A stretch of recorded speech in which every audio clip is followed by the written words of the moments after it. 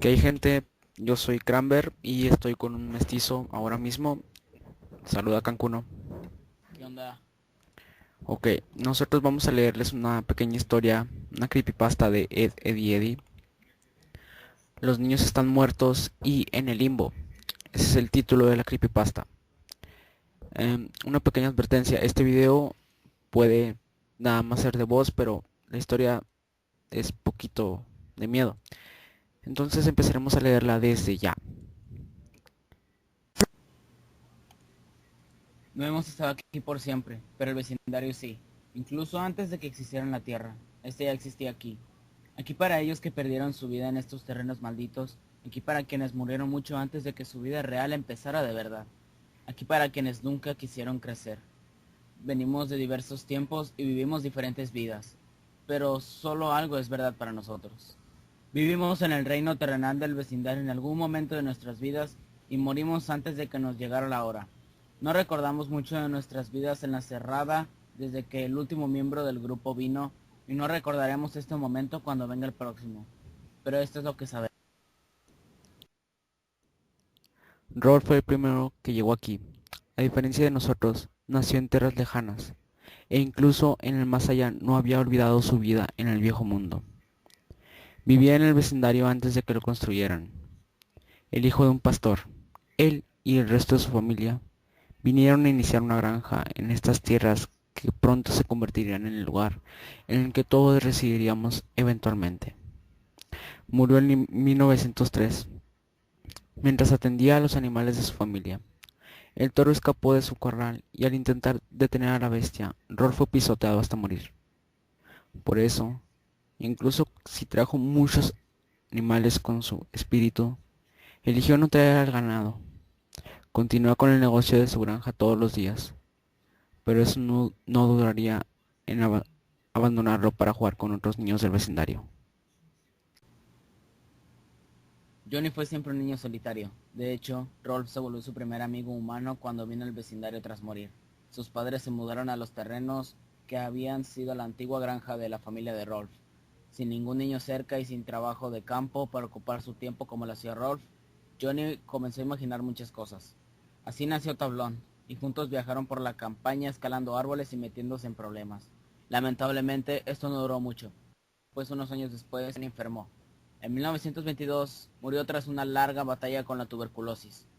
Vio a su amigo Tablón junto a él mientras daba el último aliento, incluso ahora en la otra vida y sin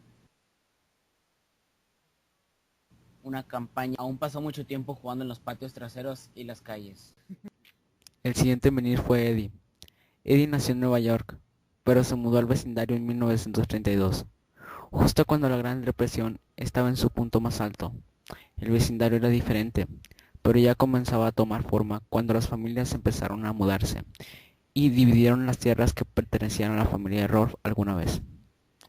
Siempre un embaucador, Eddie era capaz de hacer cualquier cosa para traer confort a su familia, incluso si le costaba la amistad de los otros. Eddie murió en 1939, tras que uno de sus planes para llevar a cabo una estafa falló.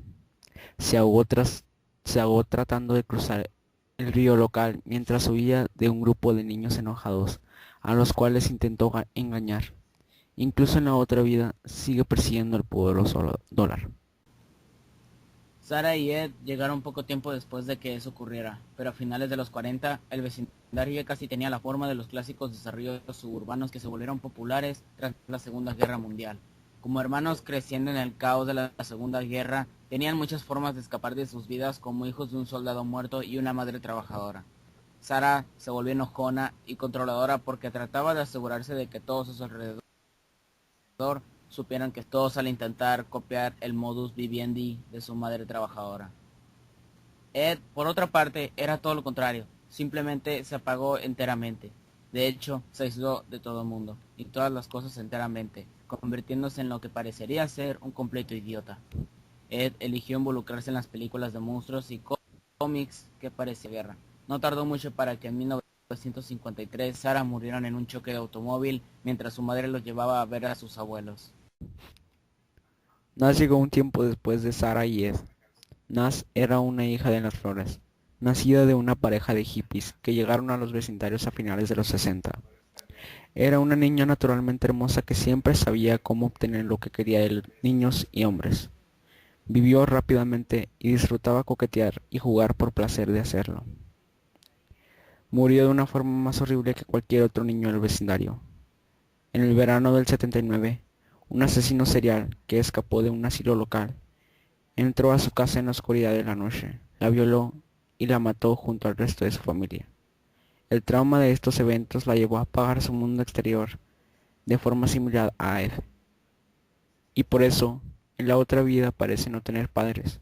Esto le da mucho tiempo para salir y divertirse tanto como ella quiera. No tardó mucho para que Doble D se uniera al real vecindario. Era el hijo de dos profesionistas sumamente controladores en la edad de la codicia, que a pesar de su constante ausencia, dominaron su vida. Gracias a esto, Ed se convirtió en un intelectual, así como en la figura tímida y débil, siempre curioso.